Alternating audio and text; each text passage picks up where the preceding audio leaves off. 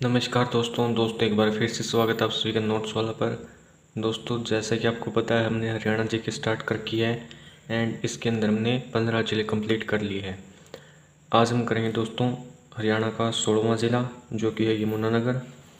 इसमें सबसे पहले हम देखेंगे यमुनानगर को हरियाणा के मानचित्र के ऊपर। अगर हम बात करूँ दोस्तों यमुनानगर की, तो यमुनानगर बेसिकली यमुनानगर के पूर्व में पड़ता है उत्तर प्रदेश। इसके साथ साथ उत्तराखंड भी इसके साथ सीमा बनाता है। इसके बाद अगर बात करूँ पश्चिम में तो अम्बाड़ा एंड कुरुक्षेत्र, एंड दक्षिण में इसके साथ करनाल सीमा बनाता है। तो हो जाएंगे हरियाणा के 3 जिले अम्बाड़ा, कुरुक्षेत्र एंड करनाल।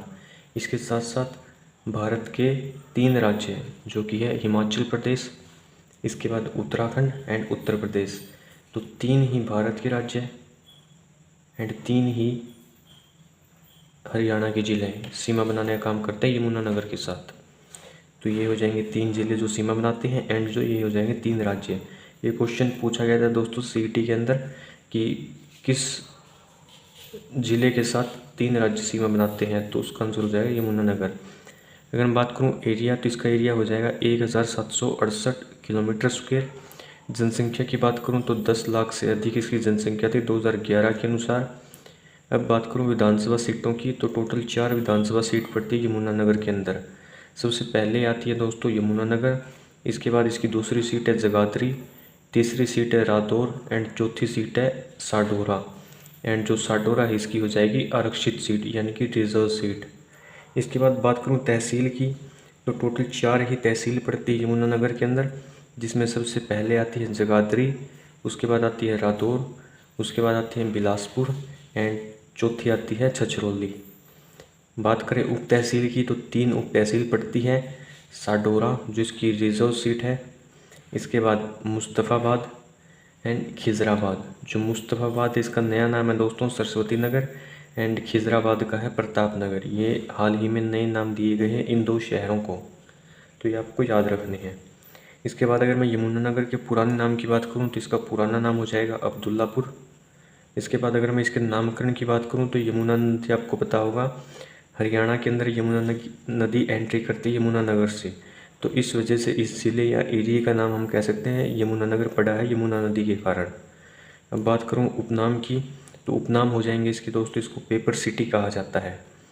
अब बात कर लेते हैं इसके अंदर उद्योगों की, तो उद्योगों के अंदर बात करूँ सबसे पहला आता है दोस्तों टिम्बर लकड़ी उद्योग। टिम्बर एक प्रकार की लकड़ी होती है, उसकी इंडस्ट्री हमें यमुनानगर के अंदर देखने को मिलती है। इसके बाद पीतल बर्तन उद्योग जगाधरी के अंदर, इसके साथ साथ गोला बारूद डिपो ये भी यमुनानगर के अंदर देखने को मिलेगा। इसको पेपर सिटी कहा जाता है, तो पेपर इंडस्ट्री ये भी यमुनानगर के अंदर देखने को मिलेगी। अगर मैं बात करूं दोस्तों 1929 के अंदर इसकी स्थापना हुई थी पेपर इंडस्ट्री की।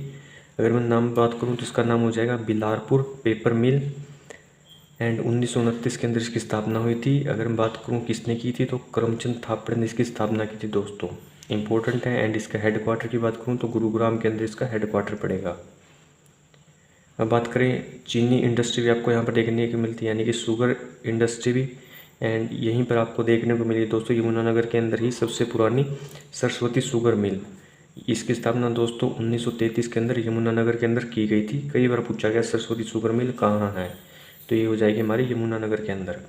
इसके साथ साथ भारत स्टार्च केमिकल लिमिटेड 1938 के अंदर इसकी स्थापना हुई थी, एंड यहाँ पर मक्के का स्टार्च तैयार किया जाता है यमुनानगर के अंदर। इसके बाद railway carriage and wagon workshop भी 1952 के अंदर जगाधरी के अंदर इस्टेब्लिश हुई थी। इसके बाद हरियाणा शराब उद्योग ये भी जगाधरी के अंदर देखने को मिलेगा आपको, एंड इसके साथ साथ यमुना गैस लिमिटेड ये कंपनी में दोस्तों यमुनानगर के अंदर पड़ती है, एंड 1973 के अंदर इसकी स्थापना हुई थी यमुनानगर के अंदर। अब बात करते हैं पर्यटन स्थलों की, तो पर्यटन स्थलों के अंदर सबसे पहला आपको यहाँ पर देखने को मिला दोस्तों गरुड़ पर्यटन स्थल जो पड़ता है आदिबद्री के अंदर।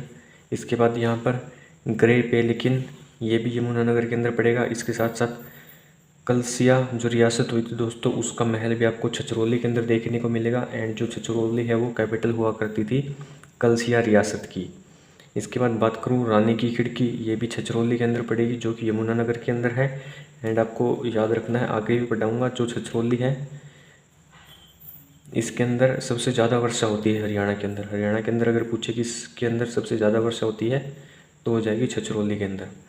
इसके साथ साथ बन संतूर, ये भी आपको याद रखना है, ये भी हरियाणा के अंदर एक पर्यटन स्थल है यमुनानगर के अंदर। सोम सरोवर तीर्थ, ये भी यमुनानगर के अंदर पड़ता है। इसके साथ साथ पलाक्ष तीर्थ, ये भी यमुनानगर के अंदर पड़ेगा। एंड नर नारायण गुफा, ये कई बार पूछा गया है, ये भी पड़ेगी आपकी यमुनानगर के अंदर। अब बात करें दोस्तों कपाल मोचन सरोवर, ये पर्टिकुलर बात करूँ तो बिलासपुर के अंदर पड़ेगा। एंड इसको शस्त्र घाट के नाम से जाना जाता है दोस्तों, क्योंकि 1688 के अंदर गुरु गोविंद सिंह ने यहाँ पर क्या किए थे, जो बगानी के अंदर जो लड़ाई कर कर के आए थे गुरु गोविंद सिंह जी, इन्होंने उसके बाद यहाँ पर अपने हथियार या फिर शस्त्र दौड़े थे, तो इसलिए इसको शस्त्र घाट के नाम से जाना जाता है कपाल मोचन सरोवर को। इसके बाद बुडिया का रंग महल या बिरपर का रंग महल, ये भी यमुनानगर के अंदर पड़ेगा। एंड यमुनानगर के अंदर और मैं बात करूँ तो आपको याद रखना है ताजेवाड़ा गांव, जो सबसे ईस्टर्न मोस्ट पॉइंट है हरियाणा का, वो आपको पता होगा यमुनानगर के अंदर पड़ता है ताजेवाड़ा गांव। इसी से हरियाणा के अंदर यमुना नदी एंट्री करती है एंड इसको कहा जाता है the hidden paradise of Haryana. तो ताजेवाड़ा गांव भी आपको याद रखना है, यमुनानगर के अंदर पड़ेगा। गाँव में अगर बात करूँ तो आपको एक टोपरा गाँव भी याद रखना है। जब आप इंडियन हिस्ट्री पढ़ेंगे उसके अंदर आपने अशोक के बारे में पढ़ा होगा, तो जो अशोक का फेमस एक स्तंभ लेख हुआ था टोपरा, दिल्ली टोपरा विलेख, तो वो जो टोपरा है वो यमुनानगर के अंदर गांव पड़ता है। एंड जो लेख था अशोक का, जो स्तंभ लेख था, वो सबसे पहले टोपरा गांव के अंदर इस्टेब्लिश किया गया था, अशोक ने यहीं पर बनवाया था। उसके बाद 14वीं सदी में दोस्तों फिरोज शाह तुगलक इस स्तंभ को यहाँ से उखड़वा कर दिल्ली के अंदर ले गया था, तो इस वजह से उसका नाम टोपरा दिल्ली अभिलेख पड़ा था। तो इस गांव की इतिहास को बरकरार रखने के लिए दोस्तों यहाँ पर सबसे बड़े अशोक चक्र की इस्टेब्लिशमेंट की गई है, ताकि इस गांव की जो पहचान है वो बरकरार रह सके। तो सबसे बड़ा अशोक चक्र आपको याद रखना है इंडिया का, टोपरा गांव यमुनानगर के अंदर इस्टेब्लिश किया गया है। पर्यटन स्थलों में आगे बात करूं दोस्तों तो यहाँ पर आपको एक हथनीकुंड बैराज या फिर हथनीकुंड बांध भी देखने को मिलेगा। इसको दोस्तों मछुआरों का स्वर्ग कहा जाता है। एंड 1996 से 1999 तक इसका निर्माण कार्य शुरू हुआ था, मतलब बनाना स्टार्ट हो गया था ये। एंड 2002 के अंदर इसने अपनी वर्किंग स्टार्ट कर दी थी। ये यमुनानगर के अंदर देखने को मिलेगा। यमुनानगर के अंदर हम आगे पढ़ेंगे बहुत सारे बांध एंड नदियाँ एंटर करती है हरियाणा के अंदर। इसके साथ साथ यमुनानगर के अंदर आपको लोहगढ़ किला भी देखने को मिलेगा, जिसको बंदा सिंह बहादुर ने 1710 के अंदर सिखों की राजधानी बनाया था, लोहगढ़ किला को। इसके बाद आगे बात करूँ शिक्षा की, शिक्षा के अंदर ज़्यादा कुछ नहीं है। यहाँ पर आपको एक गुरु तेग बहादुर मेडिकल कॉलेज देखने को मिलेगा। इसके साथ साथ इसका जवाहर नवोदय विद्यालय हो जाएगा प्रताप नगर या खिजराबाद के अंदर। इसके बाद यहाँ पर एक हल्दी प्रोसेसिंग प्लांट भी है रादौर के अंदर, जिसकी स्थापना 2009 के अंदर हुई थी। अब आगे बात करते हैं मंदिरों की, तो मंदिरों के अंदर यहाँ पर भगवान परशुराम सर्वधर्म मंदिर कंठगढ़ जगाधरी के अंदर देखने को मिलेगा। इसके साथ साथ कालेश्वर महादेव मंदिर, ये इंपॉर्टेंट है दोस्तों, ये पड़ेगा कलेसर यमुनानगर के अंदर। इसके साथ साथ लकड़हारा मंदिर, ये भी यमुनानगर के अंदर होगा। पंचमुखी हनुमान मंदिर, ये भी दोस्तों यमुनानगर के अंदर होगा। एंड इसके साथ साथ चिट्टा मंदिर, चिट्टा यानी कि सफ़ेद मंदिर को चिट्टा मंदिर कहा गया, यहाँ पर भगवान हनुमान को समर्पित ये मंदिर यमुनानगर के अंदर होगा। एंड माता मंत्रा देवी का मंदिर भी आपको याद रखना है, यमुनानगर के अंदर ही है। तो 4 से 5 मंदिर हैं यहाँ पर। सबसे इम्पोर्टेंट है यहाँ पर कालेश्वर महादेव मंदिर। आगे बात करते हैं मेलों की, तो मेलों के अंदर यहाँ पर 3 से 4 मेले हैं, जिसके अंदर हजरत शाह का मेला, कपाल मोचन मेला, गोपाल मोचन मेला एंड आदि बद्री मेला, ये कुछ मेले हैं। इसके साथ साथ पंचमुखी हनुमान मेला भी यमुनानगर के अंदर लगता है। ये कई जगह लगता है दोस्तों, एक बार कैथल के अंदर भी आपको ये देखने को मिलेगा पंचमुखी हनुमान मेला। इसके बाद आगे बात करता हूँ व्यक्तित्व की, तो व्यक्तित्व के अंदर 2 से 3 इम्पोर्टेंट पर्सनैलिटी है।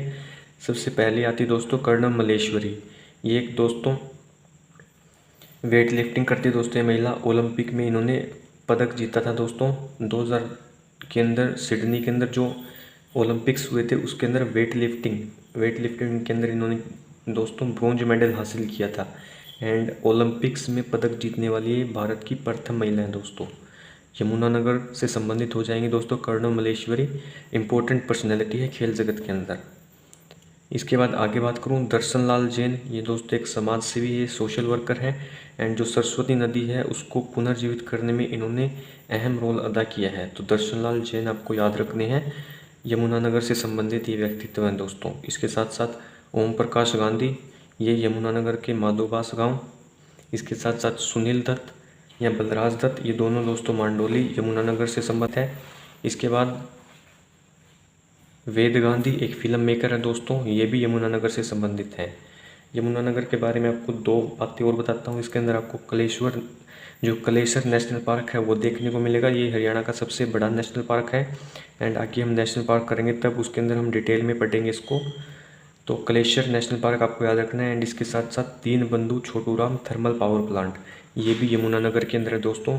एंड इसके अंदर मैं कंपनीज़ की बात करूँ तो रिलायंस एंड शंघाई इलेक्ट्रिक, ये दो कंपनियां हैं, इन्होंने इसको इस्टेब्लिश किया है यमुनानगर के अंदर। तो ये था दोस्तों हरियाणा का जिला यमुनानगर। इसके बाद नेक्स्ट वीडियो में देखेंगे पंचकुला को। तब तक के लिए जय हिंद, जय Bharat, have a good day.